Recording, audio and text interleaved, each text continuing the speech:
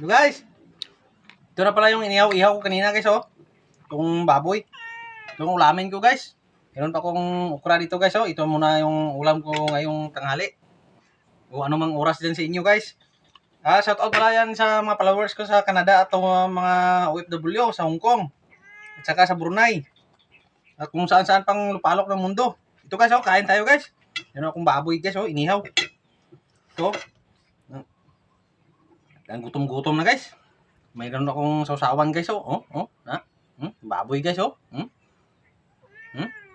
Ha? Hmm. Hmm. Hmm. Hmm. Sarap. Hmm. Hmm. Hmm. Okra. Hmm. Hmm. Kain tayo guys. Thank you guys, thank you.